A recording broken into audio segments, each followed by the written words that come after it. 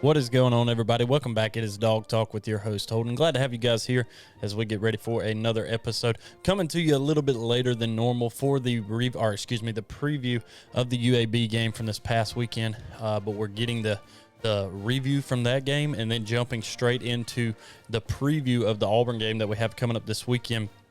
So we're just going to fire right off into this thing. Georgia with a win, 49-21 over UAB. The most points given up by Georgia this season so far to a team.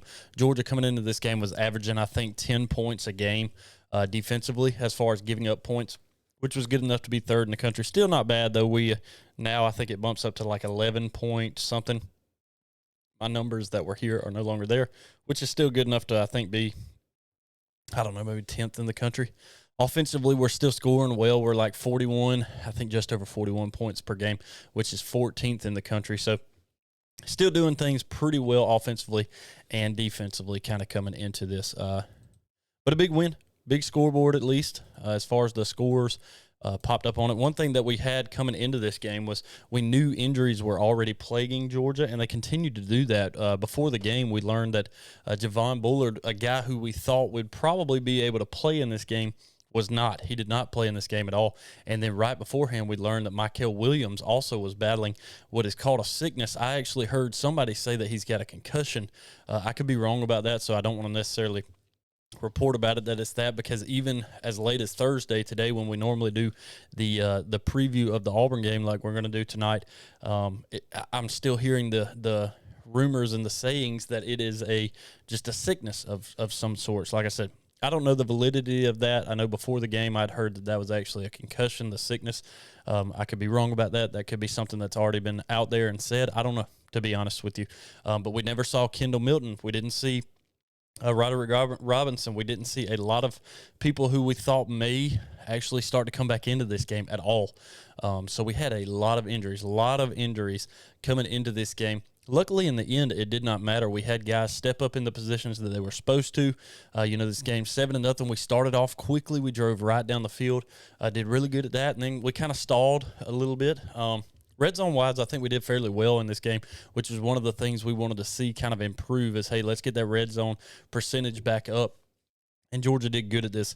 Missed out on a couple of really, really big wide-open throws. Carson was looking down the field. We're going to look at some of our keys here in just a minute that we had coming into this game.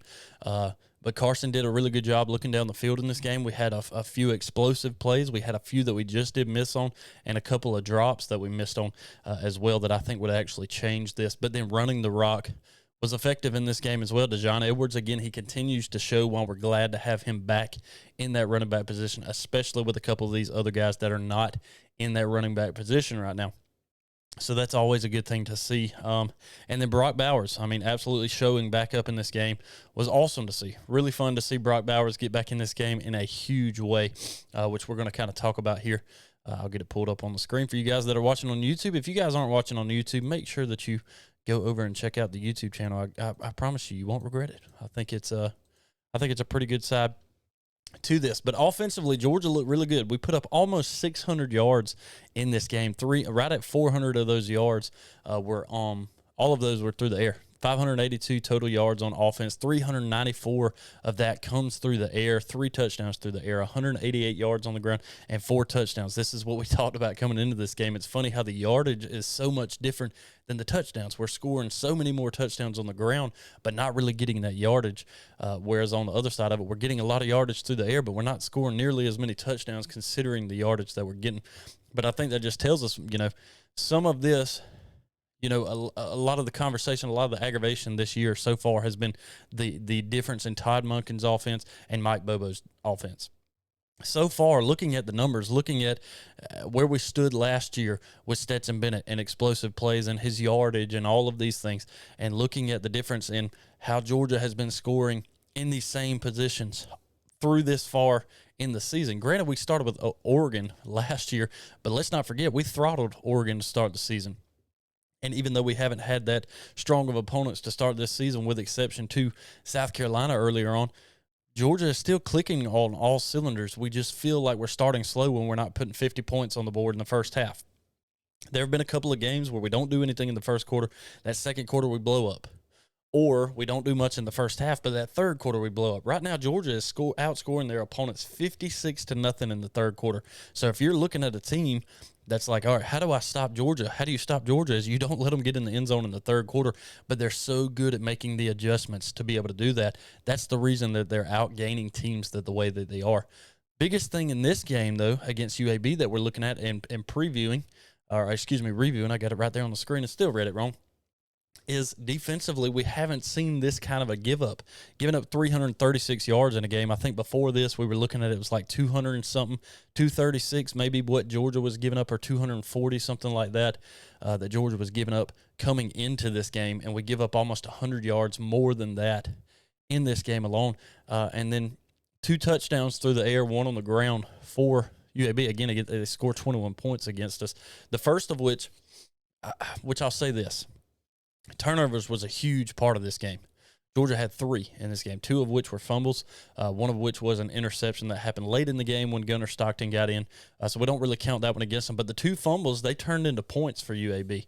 One was a punt return fumble, and then I think both of them may have actually been that same thing. It wasn't a muff punt, but a fumble on the return. So those are some things that we really haven't seen Georgia do this year, which is a good thing. The turnover battle, I think Georgia's been winning pretty much every week.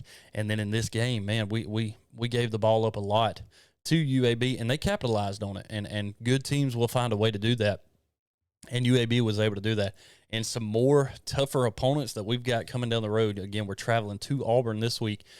You know, these turnovers, we can't have that. You know, if we're having 3 turnovers and we're only gaining 1 on our own, man, it's got to be a big difference. But back to the start of my entire point there, the argument right now of the difference in Mike Bobo and Todd Monken, I think some of this kind of comes into picture with that when we start to look at red zone. You're getting more touchdowns on the ground because you're closer to it, and we're running the ball in more than we are passing the ball in. You know, you're not having these explosive touchdown passes as much as we might have seen in times past. But really looking at the numbers again, they're fairly similar. But I just thought it was funny kind of looking at it last week and then again this week, how, man, we're not getting a ton of yards on the ground, but we're getting all the touchdowns on the ground, and then getting a bunch of yards through the air. But man, we're really not getting those touchdowns in there. This week it was pretty balanced. Again, 3 through the air, 4 on the ground, and a lot of guys got to get a lot of touches. Again, we got a lot of injuries coming in this one, so a lot of guys got to get their hands on the ball, which is always fun and exciting to see for some of these guys, and we were glad to see that for some of them. Again, Brock Bowers, my goodness, this dude had an absolute night. Let's look at some of his numbers here, if I can get them pulled up on the screen for you guys. Again, if you're not watching YouTube, make sure you guys go over and check that out. There it goes. Kind of clicked on my screen there, messed up. But anyways, Carson Beck, 22 of 32 on the night, 338 total yards for him. Again, Georgia through the air threw for not much more than this. I mean, 40, 60 yards more than this, really.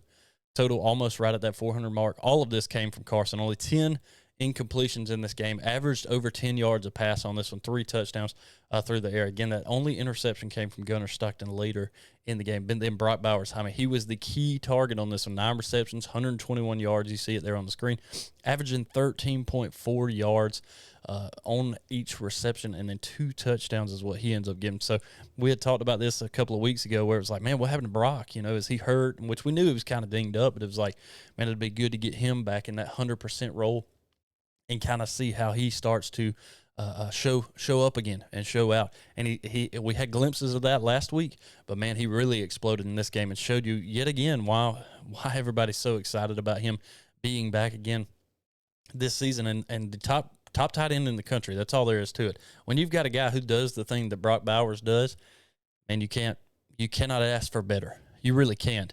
And you can't really, I don't really know that you can defend against it, because one of the big key parts of this, not only running the ball, but also in being a wideout, also in being a tight end like they are, you have to be able to block, yes, but when you get the ball, you got to be able to make that first man miss and get yards after touch, right? And Brock Bowers is so good about that. Usually, it's going to take more than one guy to take him down. You're not generally going to be able to take him down either by yourself or by a shoelace tackle. No. You're going to have to wrap him up pretty heavily to get him down. So it's great to see Brock Bowers really have kind of this bounce-back game, if you want to call it that. But we got bit by the turnover bug a little bit in this one, and I think that's the main reason that UAB ends up with 21 points in this one. You give them the ball in better territory and give them better field position, they're going to take advantage of that, and they did that.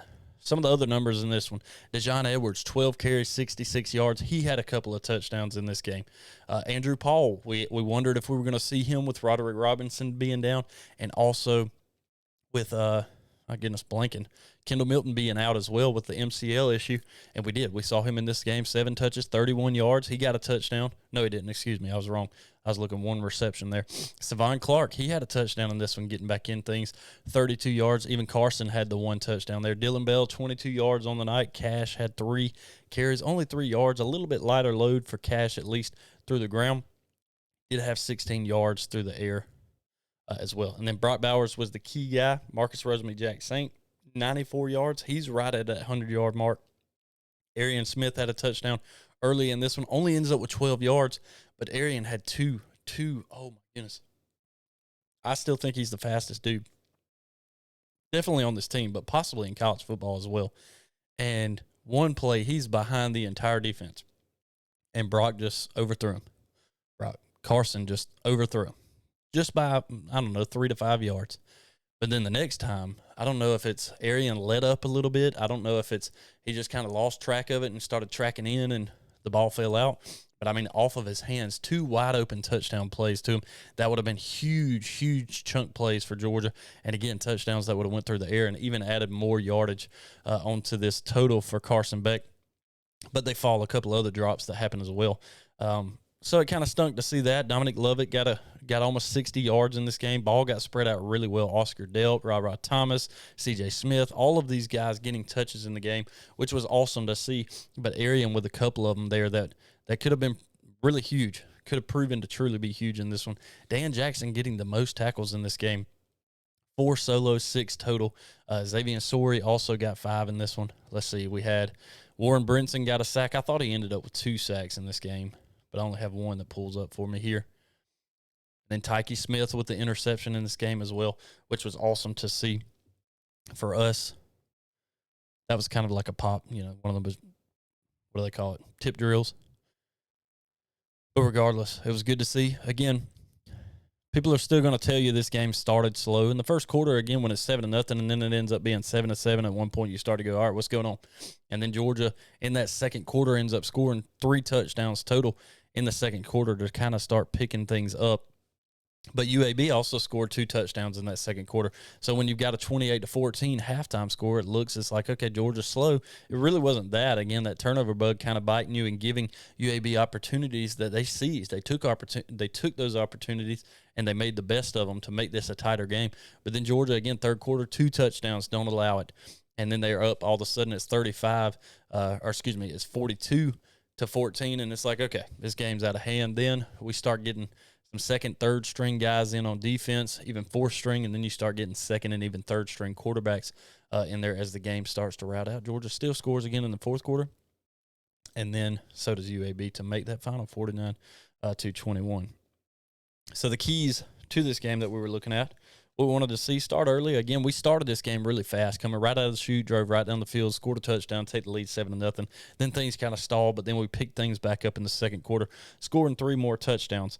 Eyes downfield. I think Carson did a better job at this week. Again, he had those passes. He started to actually throw them downfield, a couple of which he connected with. One on Marcus Rosemary-Jack Saint. I think C.J. Smith may have even had one. Arian as well. Again, Arian had a couple of plays where he was wide open, and those were plays in weeks past I think Carson hadn't seen, and this week he saw them. He's making those adjustments, and that's one thing Kirby talked about earlier on, even in fall camp, is he's so smart. He doesn't make very many mistakes, and when he does, he learns from them, and he grows from them, and he starts to adjust his game to that. He makes those adjustments that you have to make, and he comes out better for him in the end. And hopefully that's what we're seeing. Hopefully we're seeing Carson kind of start to pick up on these things and be prepared for all of them in these senses. So eyes downfield look good. Blocking, again, I think we did really well at this. Again, offensive line, not having Amarius Mims in there, having to kind of shift some things around on that O-line. I think we're looking good. I saw many times there were wide open holes that we were able to run through. Again, I know that it's UAB, but still, these are things I want to see positively against teams that they should be positive against. Because if we're struggling against UAB with these guys, That's going to be a problem when you get up against an Auburn, when you get up against Florida coming up, when you get up against Kentucky, Tennessee, Missouri, all of these teams that we have down the line. These are things we need to see excel against a team like UAB, because if we're struggling, that's going to be a problem once we go into those. So offensively, keys to the game look pretty good. Defensively, communicating, I think we did fairly well at that. Again, not having Javon Bullard in there, and even Mike Hill, that was something I started to wonder when I heard that these guys weren't going to be playing. Okay, how much are we really going to have that good, key communication with two of these really big leaders that are not on the field right now? You got one guy interior, one guy on the backside, and not having these guys there to communicate. How's Georgia going to look in this? And I think a couple of times, we had opportunities where I think if these guys are on the field, we stop some drives. Third down difference was in favor of Georgia, but I still think with these guys on there, we could have maybe limited another touchdown, maybe taken at least one more off the board. Not really sure. It would have been a little tough to see. Then tackling in the open field, we did okay at this. For the most part, I'd say it's still an A on that grade. A couple of times, we had guys that kind of slipped loose. But for the most part, we're doing really well tackling in the open field right now. And finally, continuing that communication, which I wrote down twice. I don't know why. So it was just those two keys. Their keys to the game, I think we ended up doing pretty good with. So I'll give that a plus rating there as we continue into it. Score prediction on it was 55-0. Obviously, 49-21 is not that. I figured Georgia would get their first shutout of the season in this one, and it did not happen. UAB came ready to play. Again, when you get bit by that turnover bug, that kind of starts to happen, and it is what it is. All right, so some of the big games that were going on around the country that we wanted to see: Ole Miss, Alabama, and we're going to get to the picks here in just a minute, which were not all that great, but it was a bold pick kind of week. We had number 15 Ole Miss versus number Alabama, or number 13 Alabama. Ole Miss, I figured, hey, can they finally get the the ball rolling there? Can Lane Kiffin finally win it? Didn't do it. 24-10, Ole Miss, or Alabama beating Ole Miss. You guys knew it. Colorado, a lot of talk around Colorado heading up to Eugene, Oregon. Number 19 versus 10, and Oregon thumped them 42-6. Then you got number 4 FSU traveling to Clemson. Have not won there since like 2013 or 14. FSU wins it in overtime, 31-24. Some people are fussing at them about it because of that. I'm not. It's hard to win at Clemson, and they did. Number 6, Ohio State versus number 9, Notre Dame. Ohio State squeaks it out at the last second, literally last second of the game, 17-14. Arkansas giving LSU everything that they wanted, coming back in this game late, but in the end, LSU prevails 34-31. So that was some of the other big games around the country, and mainly I'd use those just because those are the ones that we picked. But there's some big games coming up this week as well. My picks on this past week, I don't have them on the screen. I'll get it up for you guys here in just a minute. But I took Georgia. I tell you guys this every time I do it. If I take Georgia in the points, do not follow me because they never hit it. The weeks that I don't take it, they might. I don't know that Georgia's covered the spread all season long. But I took them, and I took the spread at the time was 42.5, and I should have known better, especially by the time the game started. It dropped all the way down to 40. And Georgia still didn't cover that number. So I took Georgia with the win, minus 42.5. I took FSU over Clemson, FSU -2 in this game. What did the final of that one end up being again? Let's see. I think it was 3, wasn't it? Yeah, 31-24. Oh, yeah, they did. Yeah, overtime. So, actually, that was 2. I get 2 wins on that one. So, right there, I'm looking pretty good. I'm 3-1, and this is what I told you. I was like, all right, I'm going with the bold picks this week. Can I keep this alive? Can I really get some of this? I was like, Ole Miss, I mean, if Lane Kiffin's ever going to do it against Alabama, this is the year to do it. A year where the quarterback's really not really gelling right now with that offense of Alabama. And Ole Miss, you've got everything in line to finally do it, even though you're traveling to Tuscaloosa, the hardest part. So I took Ole Miss plus that 6.5, or 6.5 at the time. I couldn't do it. Lane could not do it yet again. So I told you guys, I have the potential of going 1-7 or 7-1. But if I can at least go 500, I feel good about it. There ended up being a problem in this. So I start 3-1 right there. Then I go 0-2 in that game. So all of a sudden I'm even 3-3. I'm like, that's okay. I can deal with that. Let's see. Well, that doesn't make sense, does it? 3-1, 2. That's 3-3. I took Notre Dame for the win, lost, so that makes it 3-4, +3, so it was a push. That's right. That is exactly how it ended up being. So I ended up going 3-4-1. So I have a push on this, which I'm just going to call as a tie. Because I took Notre Dame plus that 3. Notre Dame, the +3 ends up being a push, and Notre Dame didn't win it. One of the wild things about the end of that game was the fact that it was the last 2 plays of the game on the goal line at the 1-yard line. Notre Dame keeps 10 people on the field. But I understand and I know why they did this, because if they substitute, it gives Ohio State the opportunity to also substitute, and Ohio State didn't have any more timeouts. So it's really hard to kind of, pick on them for that. But at the same time, it's almost like, man, would you rather run the extra guy out there, have that one extra man to hopefully help you block, it gives them the chance to also bring on some fresh legs. But would you rather have that, or would you rather take the time out and get a good game plan together to stop them, or do what you did, and in the end, you still end up losing the game? So I don't know. It's a very difficult toss-up, and I understand both sides of it. I understand how one could say, okay, just take the time out or run your guy out there. But then I also understand the same side of, if it worked out where they had 10 on the field and they were able to stop them, it's like, oh, great job. We got the job done. They were smart not to run an extra guy on. But in the end, unfortunately, they end up losing that one there. So what we're going to do real quick is I'm going to transfer over, and we're going to do the Auburn preview. So you guys just hang out for me real quick. All right, let's jump right back into things. Here we go with the Georgia-Auburn preview that we're going to go into right now. First thing we're going to do just similarly like we did with all of the stuff coming into the UAB situation. The first thing that I want to look at here, same thing as the injuries. This week, it looks like we may get Javon Buller back. I'm still not too sure about Michael Williams. The last I heard, he's still dealing with sickness. I don't know that he's done much. This week, I did listen a little bit to Kirby, and it sounds like Javon is doing more, which to me always means, hey, if he's doing more, there's the potential of us getting him back, right?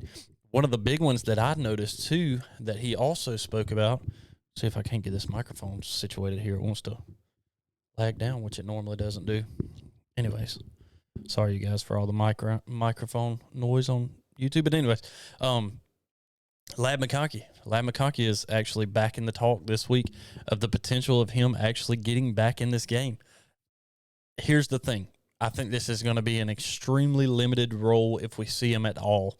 I really would not be surprised to see Really wouldn't be surprised to see if you see him on a random like kickoff situation or some kind of a special teams. I don't really think we're going to see him, and I could be wrong, and I hope I am. I don't really think we're going to see him in a major role like coming in a wideout position.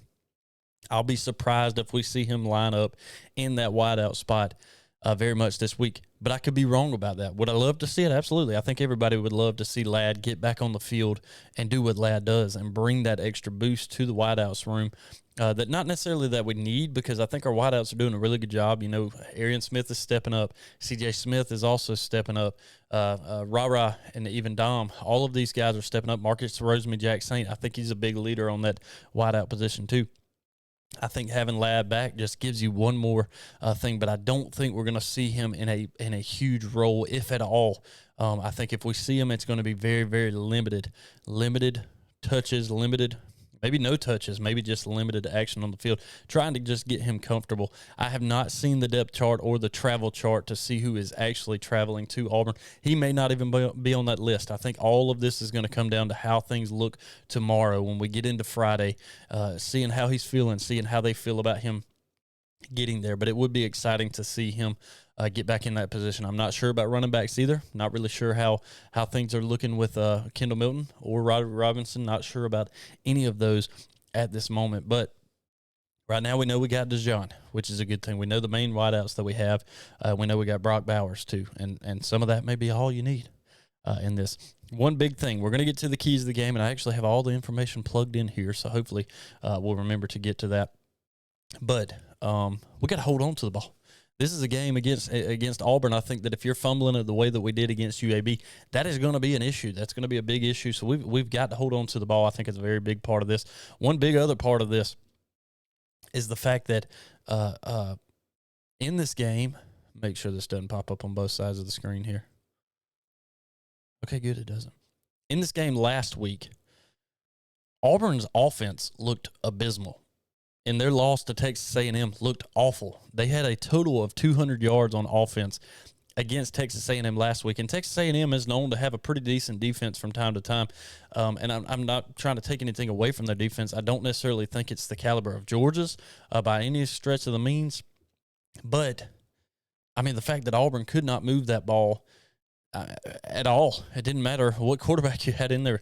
Auburn was not moving the ball very effectively, so much so even Connor Wegman, the quarterback for Texas A&M, he goes down. He's now out for the season. They bring in backup Max Johnson, who used to be at LSU, who went to Texas A&M, didn't get the job over Haynes King, who's now gone, didn't get the job over Wegman this year, who's now out for the season, comes in, and he didn't lose a beat. They continued to still win this football game, going to win at 27-10 against Auburn, because Auburn offensively could do nothing against Texas A&M's defense. Again, they give up 200 yards. That's it. Or excuse me, that's all that Auburn got was 200 yards. No touchdowns. None of their touchdowns came through the air. None of their touchdowns came on the ground. None of their touchdowns came offensively for Auburn. They got one touchdown in this game, obviously 27-10 is the final there, and it comes defensively. They gave up 402 yards in this game, but they got a fumble return. That's the only reason they scored in this football game. Otherwise, it ends 27-3. Not a very good football game for Auburn. The big thing about this, and I'll be honest with you, I don't remember if this happened once or not. I don't know that Auburn got in the red zone last week against Texas A&M, and that's saying a lot. If they did, it may have been once. I'm trying to remember. I can't remember exactly what that was. But Auburn, offensively, terrible last week against Texas A&M. And coming into this game against a defense who should be much, much more stout than that, with or without Javon Bullard, with or without Michael Williams. Having those guys is even bigger of a position. A lot of that because Michael Williams on the defensive line, couple of sacks, 3 tackles, couple of tackle for loss in there. He is a pivotal player on that defensive line. Javon Bullard, like we talked about earlier as well, in that review of the UAB game, he on the backside is a huge player back there. Luckily, you do have Tyke, who has the most interceptions on the team right now at 3. But defensively, if we have those guys, it's great. Even without them, though, I still think this is a better defense than the Texas A&M defense that they played last week. So what in the world leads me to think that they could possibly move the ball any more effectively against Georgia's defense than they did Texas A&M? The only caveat to that is it's at Jordan-Hare. And we all know the prayer at Jordan-Hare. We all know the kick six. We all know the magical stuff that somehow happens in Auburn, Alabama. And that's what it's going to take for Auburn to somehow upset Georgia here. I know there have been computer models that have been run that says Auburn is to upset Georgia this weekend. Good thing it's not played on a computer. This is a weekend, though, that Georgia cannot just sleepwalk into. Luckily it's a 3:30 kick, so you're not having to wait around all day to play this game, but you're not also having to wake up early and play this game at 11 o'clock Central Time, which I think Eastern Time still normal, 12 o'clock kick. But you can't sleepwalk into this game because strange things always tend to happen at Auburn. This is also the first true road test for Georgia because Georgia hasn't gone on the road this season, but this is also for Carson Beck, his first true start on a road game. I know they've already been talking about the atmosphere, and it's always electric at Auburn. It's going to be that way. Doesn't matter how good Auburn is, they're going to have a good atmosphere there at the stadium. Even in the Iron Bowl, if Auburn is fighting to play in a bowl game, it's going to be crowded. It's going to be packed at the end of the season, whether it matters they're playing for a playoff chance or not. They're going to show up. They're going to be loud. So much so that Georgia, over the past couple of weeks, have been running that crowd noise at practice, busting speakers trying to actually get so much noise pumped in that they are prepared for this game, prepared for it. But again, I just don't see Georgia's defense being the one that gives this game away. I think offensively we have to be able to hold on to the ball. Can't do it like we did last week. But this is going to be a big test for Carson Beck. Big test for Carson Beck because, again, Carson has not had to play on the road at all as a starter, and especially not only as a starter, but in this kind of atmosphere. I know I'm kind of being repetitive about it, but defensively, Georgia's defense is not going to be the reason Georgia loses this game if it was to happen. I don't think it's going to be necessarily offensively either. I think it's going to have to be a lot of mistakes made on the part of Georgia. I think it's going to be Georgia shooting themselves in the foot because I don't see how a team who only got 100 yards offensively can come into this game and beat you just straight up. I don't really see that happening. And we talked about it before the season. Listening to Hugh Freeze, he didn't sound all that confident in it either. So one of the big keys that I want to see in this, and we'll get to the keys to the game here in just a minute, I want to see us run the ball really well. You know, we've talked about how all of our yards is coming through the air, and not much of that is really coming on the ground, but most of our touchdowns are happening on the ground, which is fine by me. But I looked at some of the stats from last year playing against Auburn in Georgia. I think we only threw the ball for 200 yards with Stetson Bennett there, but we ran all over Auburn. I don't think we got a single touchdown through the air, and we beat them. What did we end up beating them? 42-10? Yeah, 42-10 last year. Every touchdown that Georgia scored was on the ground. None of it came through the air. None of it. So that's another thing. I think that if we continue that, let's run the rock. I'd like to see us run the ball very, very effectively in this game, and I think Georgia has the opportunity to do that. Last week, we put up 582 yards. Last week, Auburn gives up 400 and something yards against them. Last week, now we gave up 336 yards. I don't see that happening this week. I think Georgia is smart enough to say, hey, we're not going to let that happen 2 weeks in a row right here. So I want to see us run the ball effectively. I think that'll be a good thing. But again, the biggest thing is we cannot have those turnovers like we did last week. Let's look to the keys to the game for this week that I've got on it. Keys to the game: offensively, run the ball, like we just talked about. Communication, I think communication is going to be key. Again, we were talking about this earlier. They have been running the crowd noise in practices, trying to get each other prepared for that, blowing speakers and such, doing those things. So communication is going to be key in this one. Again, Carson Beck, first true road game as a starter. He has to be able to communicate with that offense, but everybody has to be prepared for that. Again, penalties can start to rack up on you, getting these false starts and such on offense to where all of a sudden you're putting yourself behind the sticks before you really ever get started with it too. And then perimeter blocking. I think perimeter blocking every single week is always just kind of one of those things that I'm going to put on here until we continue that weekly where I don't really feel like we need to. And we've been doing a lot better than this since the first 2 weeks of the season. Did better against South Carolina and did better last week as well. So I want to see that continued. Then defensively, let's contain the quarterback. I don't know who we're going to see at quarterback. I don't know if you're going to get Robbie Ashford in there. Or they're going to continue with Peyton Thorne. None of the quarterbacks that they've gone with so far seem to be able to get the ball vertical. Now, I will say last week in that game against Texas A&M, they had guys. They had guys deep that they could have hit, and they didn't. They didn't have the quarterback to be able to see that and get it downfield. So I kind of have two things on here. One is containing the quarterback. If you get a scrambler in there like Robbie Ashford, I believe, can do with his legs. But it's also rushing the quarterback. And in doing that, you have to have an elite secondary at the same time, because if we're rushing the quarterback, if we've got a stacked box and we're pushing everybody in to get to the quarterback, we have to be able to keep those guys from getting deep on our secondary, because if the quarterback's able to get rid of the ball quick enough, we have to be prepared for that in our secondary.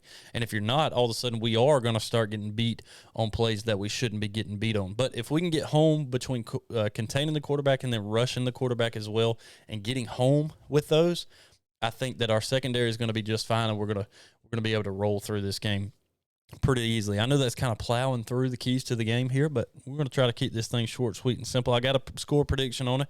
You might not like it, but I think that this game's going to be a little bit tighter than most of the games have been in weeks past. One of this is because it's the first true on-the-road test for Georgia. I wonder if I put this up. Oh, I did actually. Let me get this on the screen for you guys here. I think we can do for you guys watching on YouTube, I think we can get the old score prediction in here for you guys. Give me just a second, and I'll throw it on the screen for us. I think I used to do this in weeks past, and I just have completely dropped the ball on doing that. Score prediction. There it is on the screen for you guys. 38-13. I got Georgia on top of this one. 38-13. I know it may not necessarily be the prettiest looking score, but just like last week, they didn't move the ball effectively. They still scored. They still had 10 points on the board. And this game is at Jordan-Hare, which there always seems to be.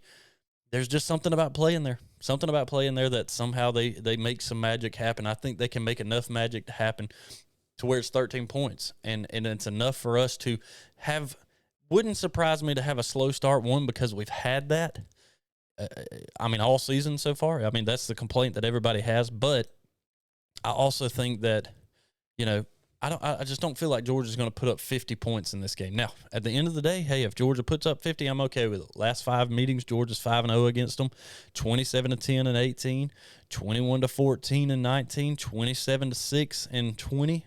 34-10 and 21. So you see, all of those games are much closer than in general, and then especially at 2020 and even 2021 with that defense that we had, 34-10 is the final in that one. So we didn't score a lot in that, even though we had a great offense. And then last year we scored a ton because we ran the ball really well. And I think if we run the ball really well in this game and Carson gets comfortable early, this could be a rout. This could be another 42-10 kind of final. But I've got it a little bit closer than that, 38-13 this week. That's at least how I feel on it. Might not actually end up being that way, but that's what I'm going to put to it, and that's kind of the way that I think things are going to go. So 38-13 is what I've got on it. Some of the other big games that are going on around the country as we wrap up our Auburn preview for this week.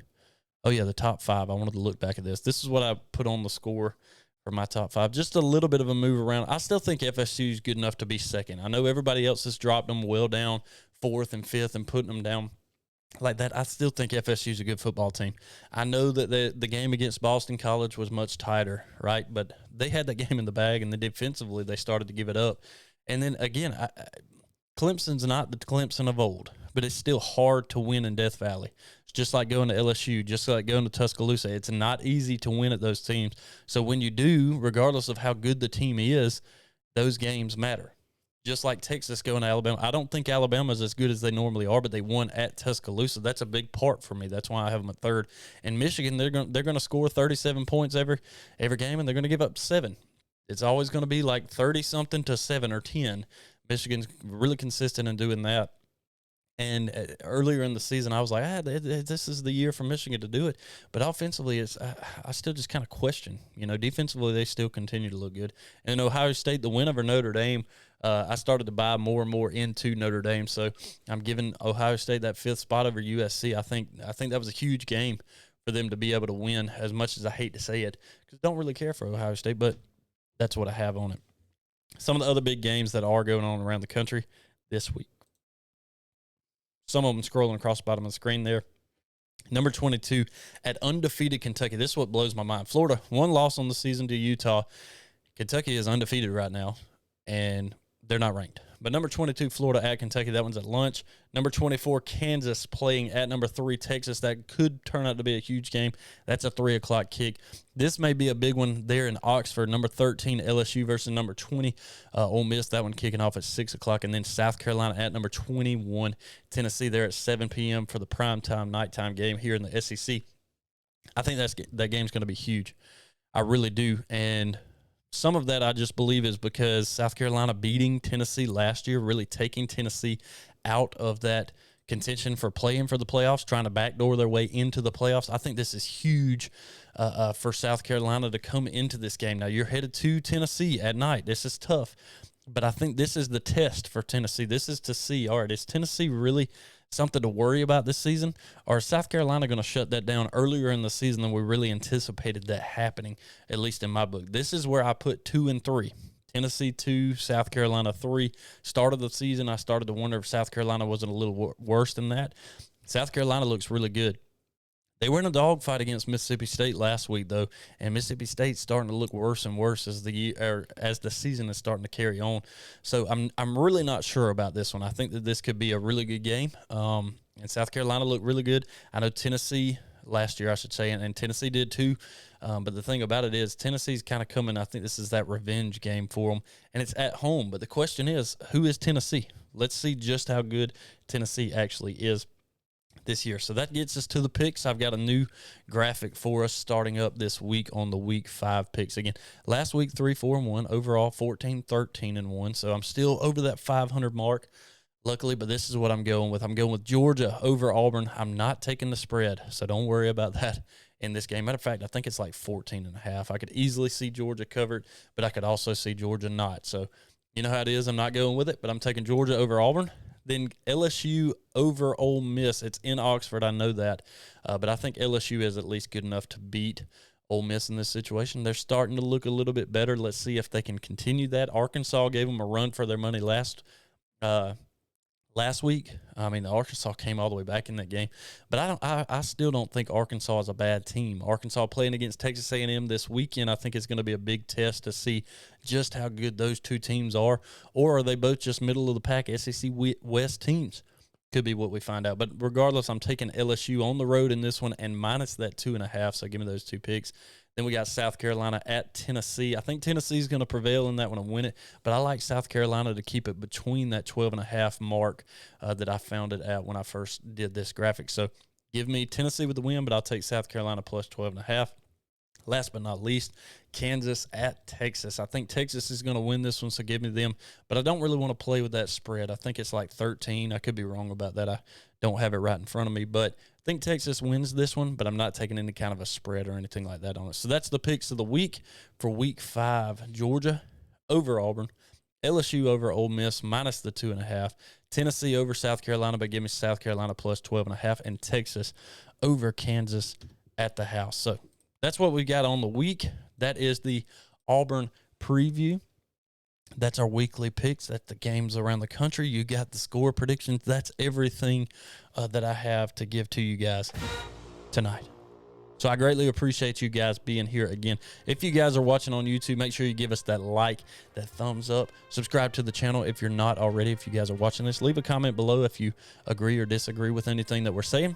If you guys don't mind, if you're listening on Apple Podcasts, make sure you give us that 5-star review. I'd greatly appreciate it. If you want to support the show, make sure you do that by going to Patreon/Dawg Talk and doing that. Also, follow us on all the socials, Twitter, Instagram, Facebook, at Dawg Talk 20. Otherwise, I'll check in with you guys after the Auburn-Georgia game. Go Dogs.